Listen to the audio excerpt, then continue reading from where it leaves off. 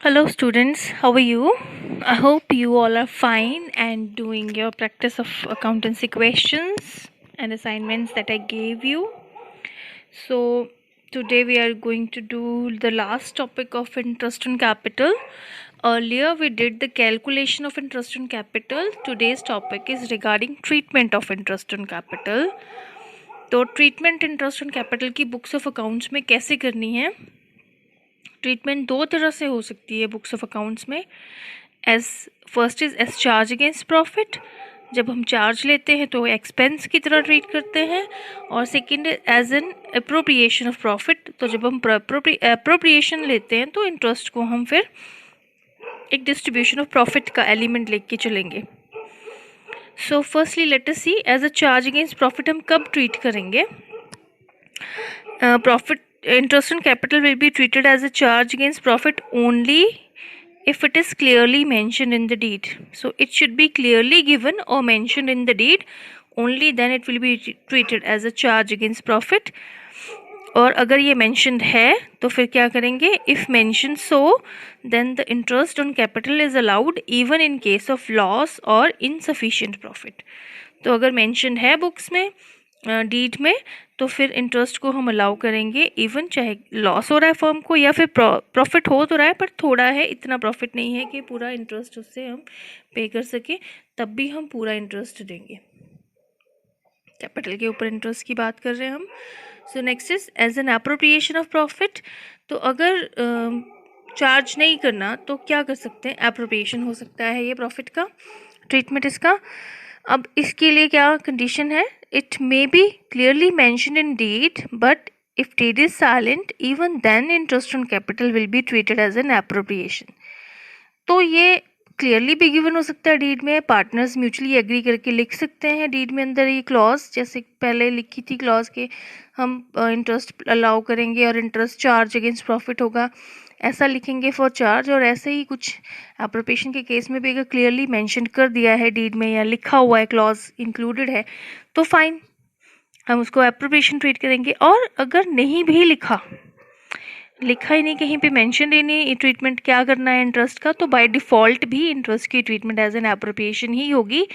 Basically interest जो है वो एप्रोप्रिएशन ही होता है क्योंकि पार्टनर जो है उसका राइट नहीं होता इंटरेस्ट को ऑन कैपिटल क्लेम करने का, बट अगर वो आपस में एग्री करते हैं तो उनको मिल सकता है.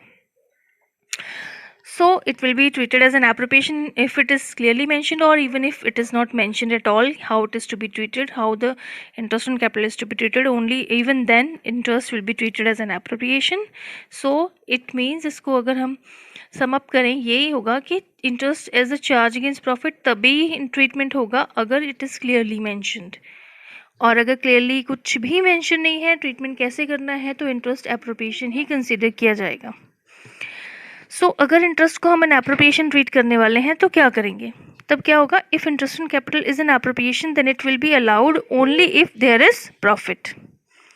सो अगर इंटरेस्ट एप्रोप्रिएशन है तो ये इंटरेस्ट तभी अलाउ होगा अगर पार्टनर्स को प्रॉफिट हो रहा है.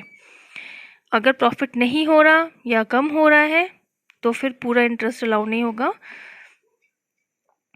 Only if there is profit, it means if there is no profit या लॉस हो रहा है तो no interest on capital is allowed. और अगर प्रॉफिट हो रहा है बट इनसफिशिएंट है, थोड़ा है, तो तब उतना ही इंटरेस्ट मिलेगा जितना अवेलेबल प्रॉफिट है. हम अवेलेबल प्रॉफिट तक रिस्ट्रिक्ट कर देंगे इंटरेस्ट ऑन कैपिटल को, उससे ज़्यादा नहीं दे सकते. So in case the profit is insufficient then it will be restricted to the available profits only. So full amount of interest will not be allowed in that case also.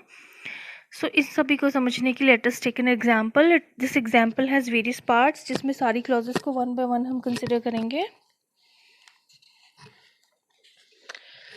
This question is treatment of interest on capital.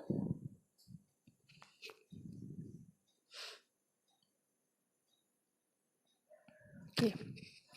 Question goes like A and B are partners sharing profits in the ratio 3:2. This is their profit sharing ratio. Their capital accounts show balance of 1,50,000 and 2 lakh respectively. So 150 A का हो गया, 2 lakh B का capital हो गया on 1st April 19. This is the date on which the balance of capital is being shown here. Show the treatment of interest on capital for the year ending 31 मार्च 2020। तो ये 31 मार्च 2020 को interest calculate करना हमने, एक year and है, और तो फिर 1 अप्रैल 19 इसका ईयर बिगिनिंग हो गया, तो ये बिगिनिंग की कैपिटल होगी। तो ये चीज़ डिसाइड करना। The date of capital balance भी बहुत इंपॉर्टेंट है। ओपनिंग क्लोजिंग कैपिटल का यहीं से पता चलेगा। So it is opening capital. So in each of the following cases हमें बताना है। देयर आर 5 केसेस, 6 केसेस हैं बेसिकली, एक्चुअली एक दूसरी पेज पे है या इसकी बैक साइड पे। A, B, C, D, E and F is also there. पहला केस है, if partnership deed is silent as to the payment of interest on capital and profit for the year is ₹50,000. So when deed is silent तो interest can not be allowed. Interest, अभी मैंने बताया आपको कि interest on capital जो है वो right नहीं है पार्टनर्स का, ये अप्रोप्रिएशन है, ये डिसाइडेड होगी पार्टनर्स के बीच में, तभी वो ले सकते, नहीं तो उनको ये मिलेगी नहीं। जैसे प्रॉफिट भी उनका हक होता है, वो डिसाइडेड हो या ना हो मिलेगा, बट ये तभी मिल सकता है इंटरेस्ट ऑन कैपिटल अगर ये डिसाइडेड है। तो अगर सी डीड में कुछ लिखा ही नहीं हुआ तो interest will not be allowed to the partners. Solve it.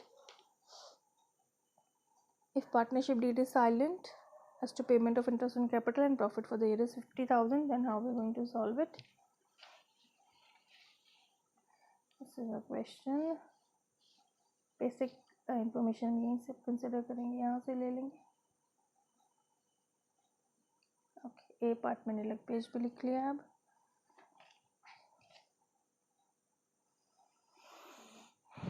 That's the solution to part A.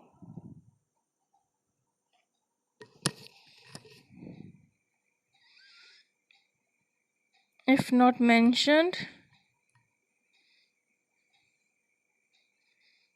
in deed, then interest on capital will not be allowed. ठीक है, तो कोई भी इंटरेस्ट ऑन कैपिटल अलाउ नहीं होगा पार्टनर्स को। और क्या करेंगे, हम डिस्ट्रीब्यूट कर देंगे प्रॉफिट को। मैं आपको profit and loss application account बना के दिखा देती हूँ। How we going to distribute the profits.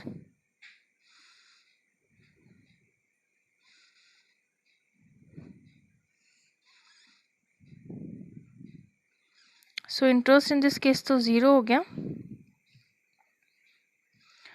Profit and loss account से हमारे पास प्रॉफिट है 50,000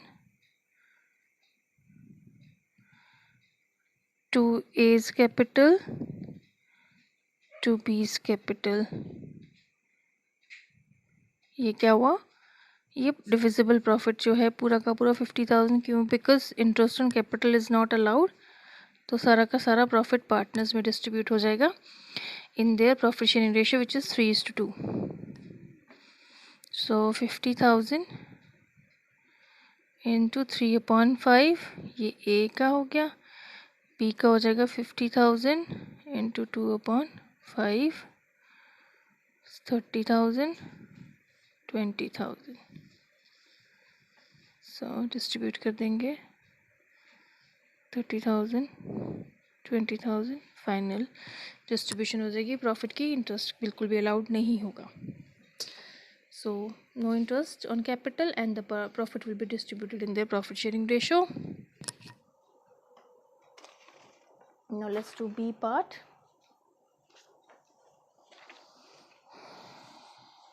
If partnership provides interest on capital at the rate of 8% per annum and the firm incurred loss of ₹10,000 during the year. So B part मैंने separately लिखा हुआ है यहाँ पे।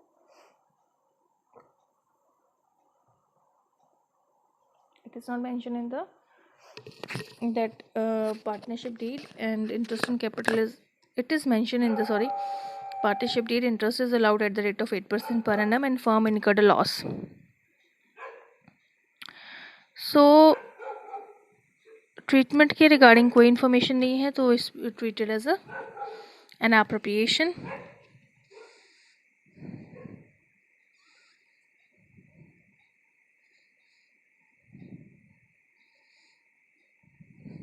No information about treatment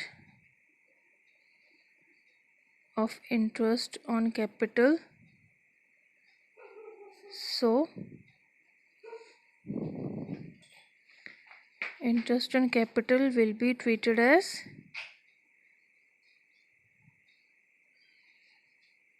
an appropriation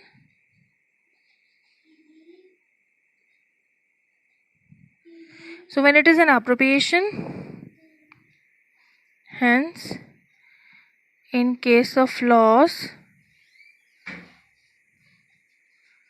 no interest on capital will be allowed. So again यहाँ पे भी interest on capital allow नहीं है, पार्टनर्स को कोई इंटरेस्ट ऑन कैपिटल नहीं मिलेगा, इंटरेस्ट मिलेगा नहीं, और जो भी लॉस है वो ही जैसे लॉस भी जैसे प्रॉफिट होता है वैसे डिस्ट्रीब्यूट होगा। ऑब्वियस है जब प्रॉफिट पार्टनर्स में डिस्ट्रीब्यूट होगा तो लॉस भी उसी रेशियो में डिस्ट्रीब्यूट होना चाहिए। सो लेट अस सी अगर लॉस है तो उस केस में हम कैसे डिस्ट्रीब्यूट करेंगे।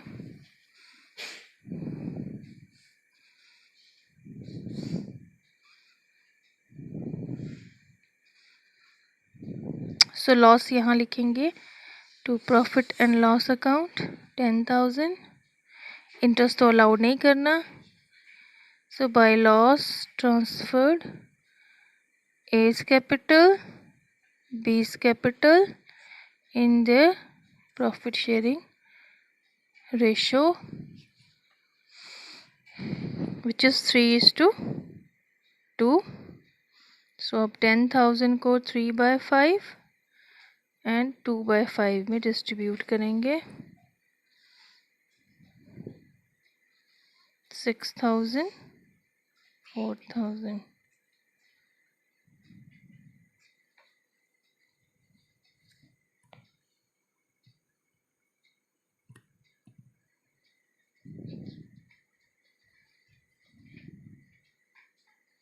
Done. So no interest will be allowed in case of loss, और जो लॉस है वो पार्टनर्स जैसे प्रॉफिट डिस्ट्रीब्यूट करते हैं वैसे ही लॉस को भी डिस्ट्रीब्यूट कर लेंगे। So this is B part. Now let us do part C.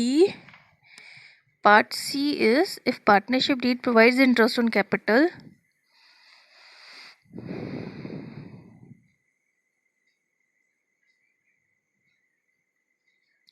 at the rate 8% per annum and profit during the year is 50,000.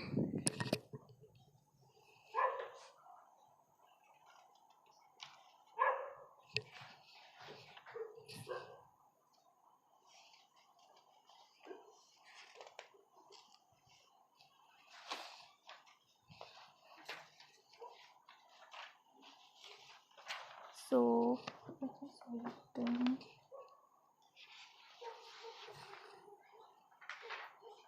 yes, this is C. If partnership deed provides interest on capital 8% per annum, firm earned a profit of 50,000. In this case, since deed is silent regarding the treatment, तो treat हम इसको N appropriation ही करेंगे। So according to appropriation जो है वो तभी मिलती है when there is profit. So here it is profit, so it will be allowed.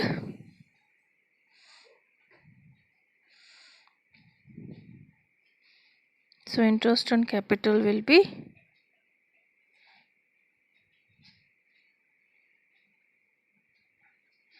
Late us see कितना है इंटरेस्ट ऑन कैपिटल। अगर प्रॉफिट से ज़्यादा है तो उतना ही अलाउ कर सकते हैं जितना प्रॉफिट है। तो पहले कैलकुलेट कर लेते हैं। A's interest on capital, B's interest on capital, दोनों का दिखा देते हैं। यहाँ पे कैलकुलेट कर लेते हैं। ए का कैपिटल स्टेटमेंट से देखते हैं। ए का कैपिटल है 1,50,000। You can see from the statement 150 ए का, बी का 2 लाख है। तो 1,50,000 और रेट हमें गिवन है 8%। इट इज़ हेयर और टाइम इज़ 1 ईयर। 12,000 और बी की कैपिटल है 2 lakh.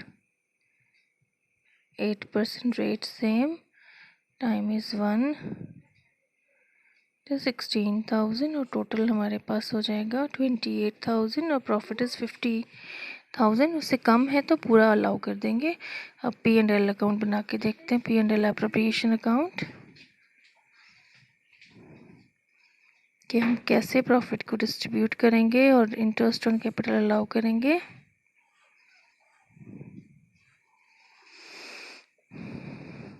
Bye profit and loss account, ये प्रॉफिट फॉर द ईयर है विच इज़ 50,000। फिर to interest on capital,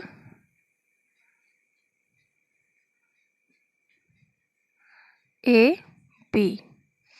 A का इंटरेस्ट ऑन कैपिटल हमने ऑलरेडी कैलकुलेट कर लिया 12,000, बी का 16,000, टोटल 28,000 और बाकी का जो प्रॉफिट है ट्रांसफ़र करेंगे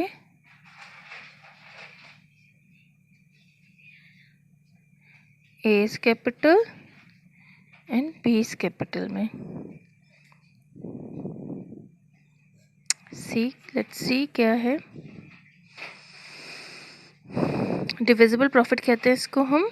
जितना प्रॉफिट है उसमें से सारे प्रोपोर्शंस एडजस्ट करने के बाद जो बचता है वो पार्टनर्स में डिस्ट्रीब्यूट करते हैं, उसको डिविजिबल प्रॉफिट कहेंगे। 50 में से 28 माइनस कर लेते हैं, 22,000। अब 22,000 को हमने डिस्ट्रीब्यूट करना है इनकी प्रॉफिट शेयरिंग रेशियो में।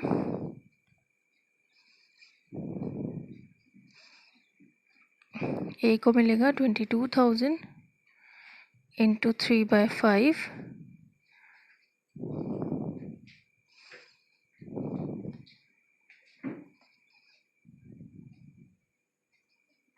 13,200 और बी को मिलेगा 22,000 इंटू 2/5 8,800। दोनों का टोटल 22,000 आना चाहिए। ठीक है, this is the way in which the profit will be distributed among the partners after providing them interest on capital at agreed rate.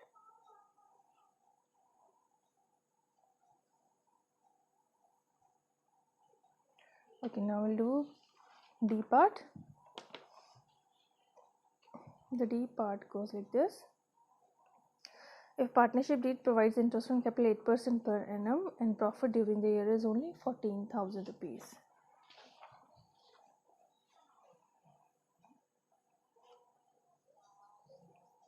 Profit सिर्फ 14,000 है और इंटरेस्ट 8% पर एनम। प्रॉफिट जो इनसफिशिएंट है क्योंकि हमने अभी कैलकुलेट किया था interest, it comes to 28,000। So let us see interest on capital A का कैपिटल है 1,50,000। हमने अभी स्टेटमेंट में देखा था 8% के रेट पे it will get 12,000 और interest on capital of B, interest capital is 2 lakh और रेट ऑफ इंटरेस्ट इज 8% और time is 1।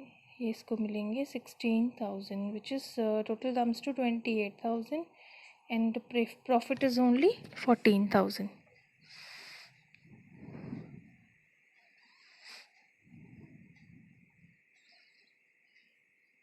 So it is called insufficient profit. So interest on capital is restricted to available profit only.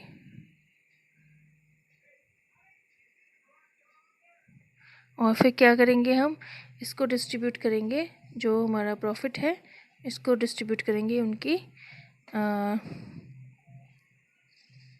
Ratio of interest on capital.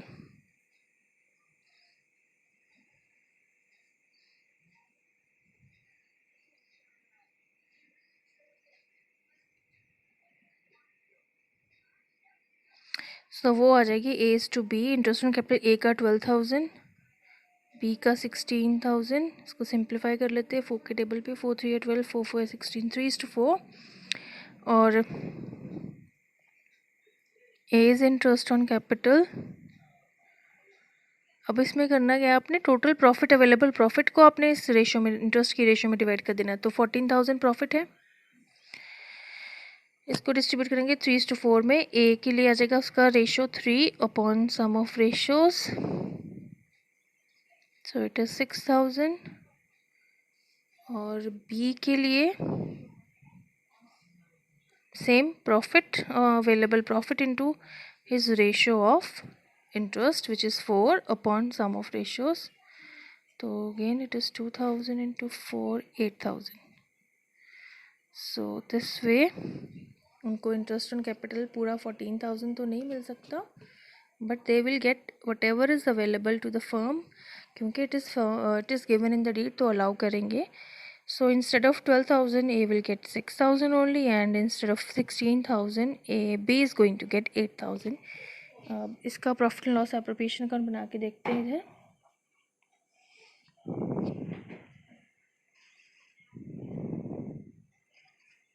ये कैसे बनेगा profit and loss appropriation account? इस case में simple है, by profit and loss account available profit लिखेंगे यहाँ पे 14,000 to interest on capital A B. A is getting 6,000, B is getting 8,000, total profit हो जाएगा interest 14,000, so both sides will be equal, no difference left, no profit to be divided.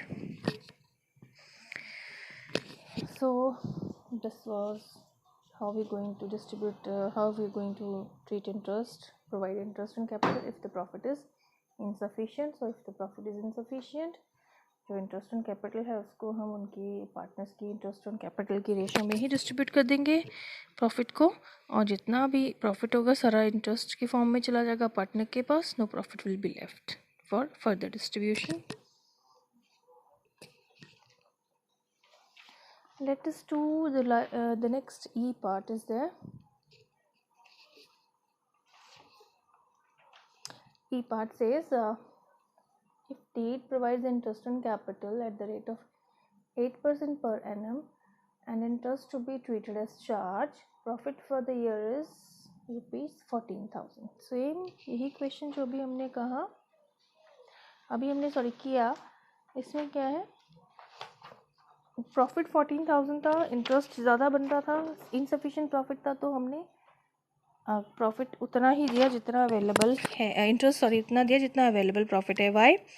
क्योंकि question में कुछ नहीं लिखा था ट्रीटमेंट कैसे करनी है इंटरेस्ट की, तो इंटरेस्ट को हमने एप्रोप्रिएशन ट्रीट करना होता है इन दैट केस, और एप्रोप्रिएशन के केस में जितना प्रॉफिट है उससे ज़्यादा हम इंटरेस्ट नहीं दे सकते। बट यहाँ पे अब चेंज है, यहाँ पे पार्टनरशिप डीड जो है वो साइलेंट नहीं है, वो क्लियरली मेंशन है पार्टनरशिप डीड में that interest on capital 8% per annum है, और इंटरेस्ट जो है वो चार्ज है, क्लियरली गिवन है, ऑन ट्रीटमेंट दिया हुआ है, प्रॉफिट इज़ 14,000। तो अगर इस केस में चार्ज के केस में पूरा का पूरा इंटरेस्ट अलाउड होगा कैपिटल के ऊपर, जितना भी है, वेदर देयर इज़ प्रॉफिट और लॉस, ये पूरा अलाउ करना है। So since interest on capital is a charge, so full interest on capital is allowed. So क्या होगा, interest on capital A and B, फिर से कैलकुलेट कर रही हूँ मैं, ए का कैपिटल 1,50,000 था, बी का कैपिटल 2 लाख था, रेट 8% है, टाइम 1 ईयर, इसका भी 8%, time 1 year, it is 12,000, it is 16,000। Profit and loss appropriation account बनाते हैं।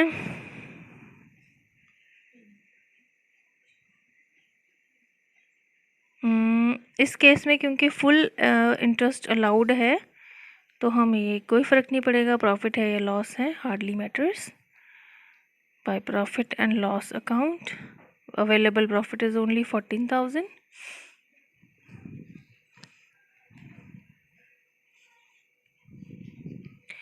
Available profit is 14,000.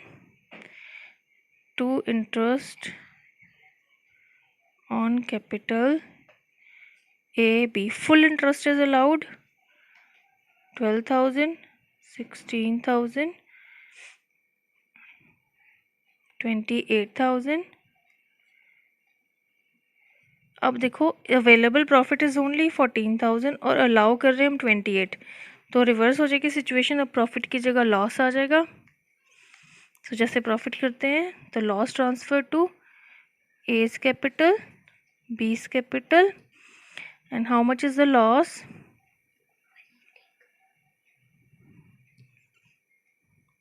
14,000. 28 माइनस 14, तो 14,000 को हमने डिस्ट्रीब्यूट करना है उनकी प्रॉफिट शेयरिंग रेशो में.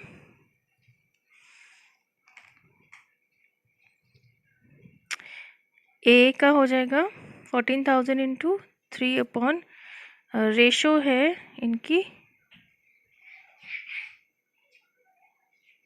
3:2, सो 3/5. बी के लिए 14,000 into 2/5.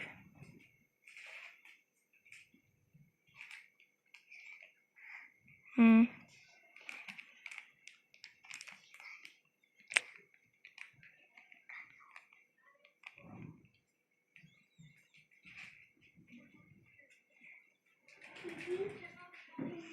5,600. So A 8,400, B 5,600 loss. So that's all about.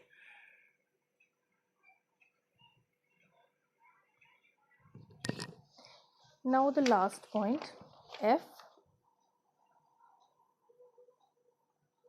If deed provides interest on capital at the rate of 8% per annum and there is loss during the year, rupees 10,000 interest to be treated as charge. So if there is loss but interest is charge, तो भी हम full interest allow करेंगे. It hardly matters कि वो profit है या loss है, मैं interest same आएगा जो पिछला, because basic statement change नहीं की हमने. तो interest on capital ए का था 12,000 और बी का था 16,000. फुल इंटरेस्ट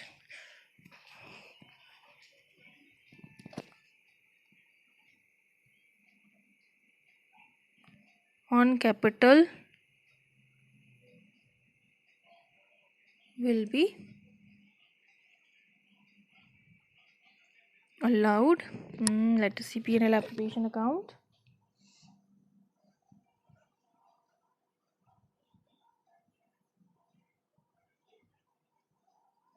ऑलरेडी लॉस है, तो profit and loss account debit side पे आएगा 10,000 और इंटरेस्ट ऑन कैपिटल भी डेबिट साइड पे आने वाला है.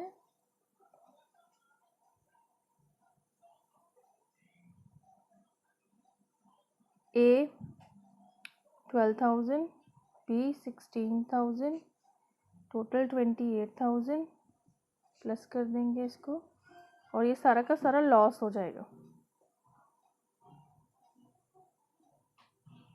एस कैपिटल और बीस कैपिटल में डिस्ट्रीब्यूट हो जाएगी जो भी उनकी प्रॉफिट शेयरिंग रेशियो है.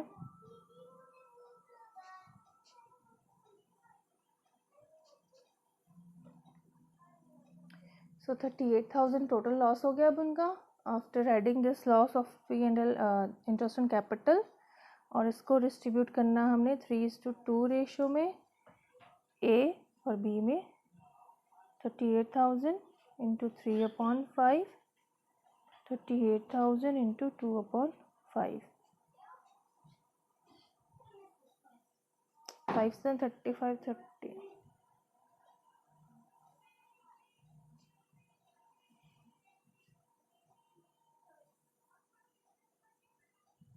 मल्टीप्लाई कर लेते हैं, इसको कंप्लीट कर लेते हैं. 2,800